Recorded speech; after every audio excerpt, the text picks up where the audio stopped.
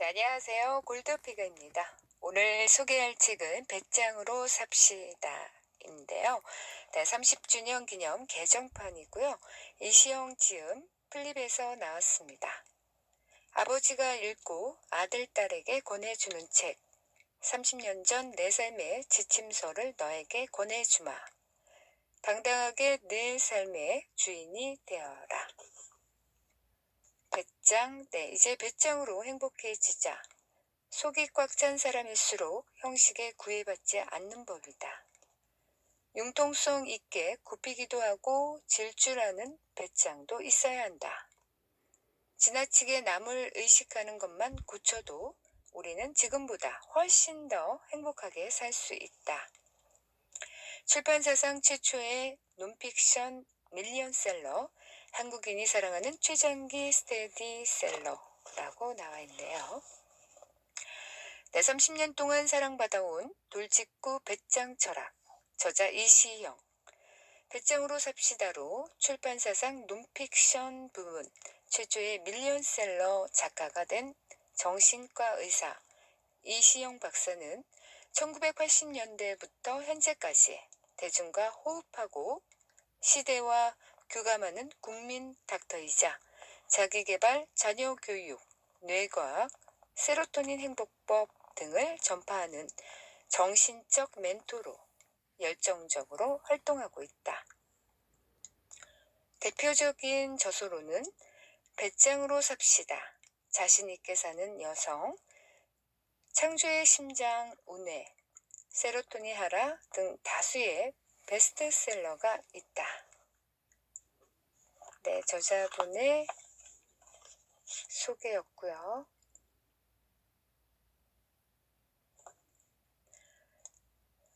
책의 내용 중에서요. 제가 여러분들에게 그리고 저에게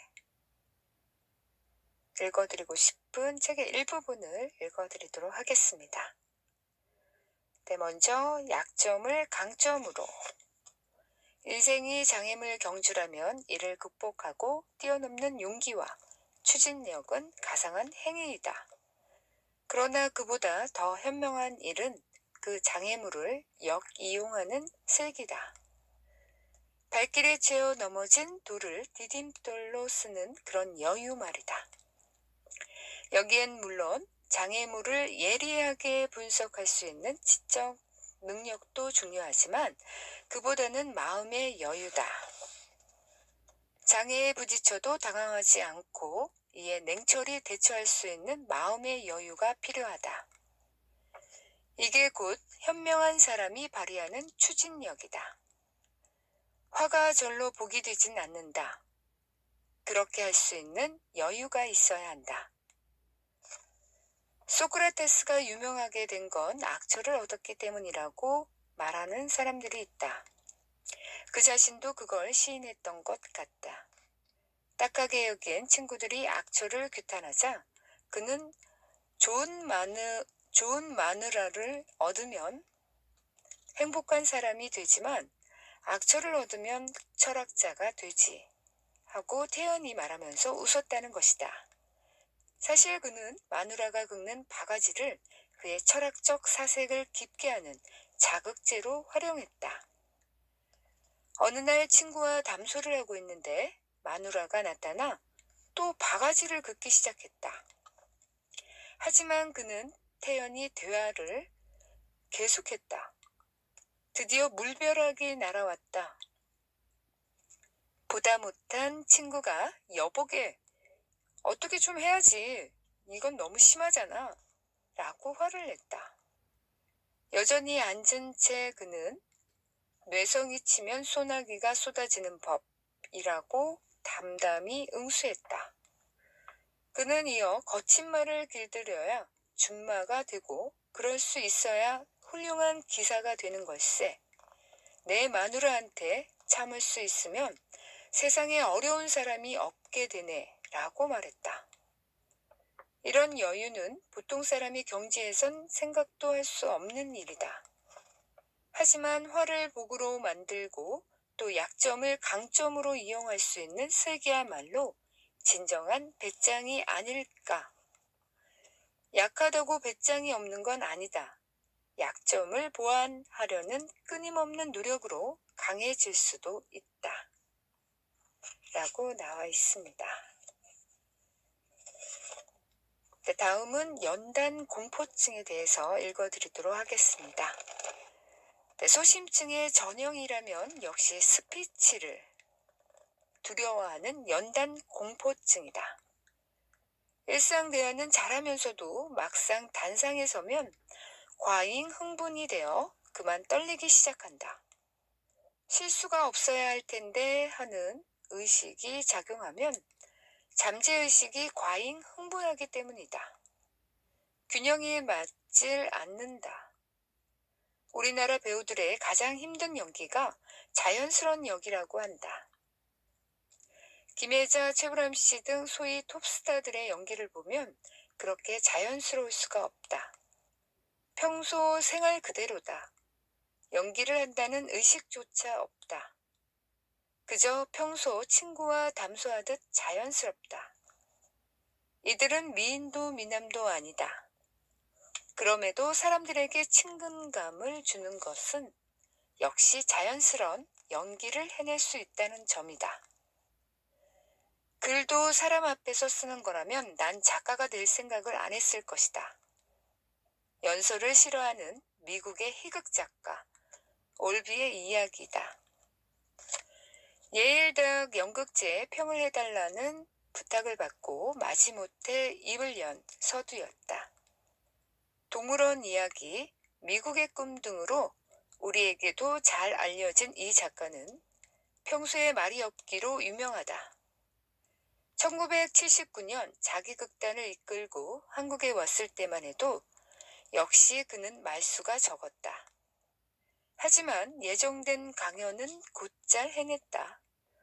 하도 신기해서 예일대학에서의 이야기를 내가 끄집어냈더니 지금도 싫긴 마찬가지라며 얼굴을 붉혔다. 그러면서도 그는 자기 초년생 시절을 이렇게 회고했다.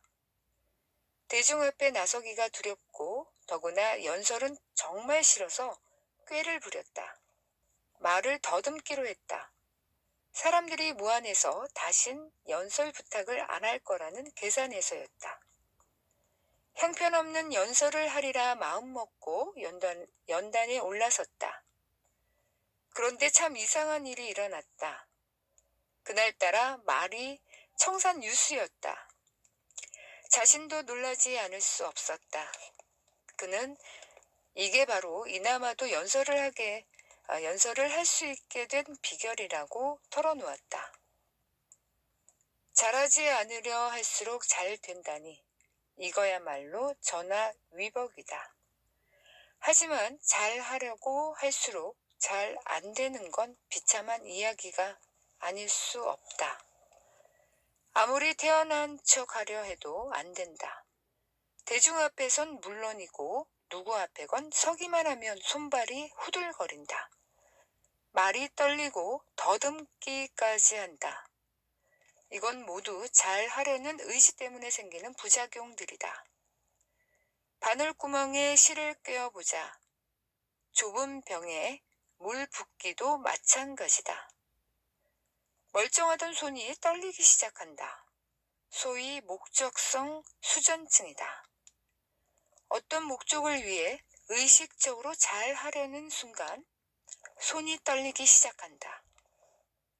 호흡을 의식하는 순간 부자연스러워진다. 규칙적으로 호흡하려고 할수록 숨이 답답해 온다. 잠도 자려고 하면 안 된다.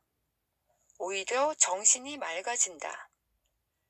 자려는 의식적 노력이 중추를 긴장시키기 때문이다. 누워서 잠들려고 노력하는 사람은 그래서 딱하다. 이럴 땐 일어나야 한다. 잠이 안 와 다행이다. 밀린 숙제나 해두자고 책상에 붙어 앉으면 이건 또 뭔가 하품이 나고 졸리기 시작한다. 이건 누구나 일상생활 가운데 실감하는 일들이다. 의식적으로 잘 하려는 노력이 지나치면 중추는 오히려 균형을 잃게 된다. 실수라도 하면 어쩌나 싶은 기대의 불안이 따를수록 중추는 제 기능을 발휘할 수 없다. 예의 바르게 실수 없이 잘 하려다 보니 조심만 되고 떨리기만 할 뿐이다. 아무렇게나 하는 거다. 계획도 생각도 말고 행동부터 하는 거다. 잘못되면 가다가 고쳐라. 이럴까 저럴까 생각도 말고 나오는 대로 말하는 거다. 안 나오면 안 하는 거고 잘할 생각도 말자. 당하면 하게 되어 있다. 지레 겁을 먹고 할 말을 미리 생각해 두었다간 한 구절 막히면 앞이 캄캄하다. 그리고 큰 소리로 하자. 자신 없을수록 큰 소리로 하면 한결 든든하다. 자신 없는 사람은 목소리가 작다.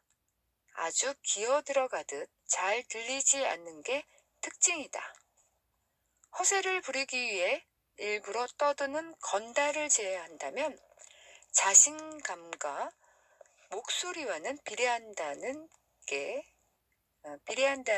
학계의 보고다. 큰 소리로 당당히 말하는 버릇을 들여라. 한마디를 해도 큰 소리로 분명히 하라. 역도 선수는 드는 순간 기압을 넣는다. 기압이 15% 이상의 힘을 더 내는 걸로 보고돼 있다. 네, 여기까지 제가 여러분들에게 읽어드리고 싶었던 일부분이었습니다. 네, 이시영 박사님이 말씀하시고자 하는 일부분인데요. 네, 여러분들에게 도움이 되셨으면 좋겠습니다. 저는 다음 책에서 또 인사드리도록 할게요. 고맙습니다.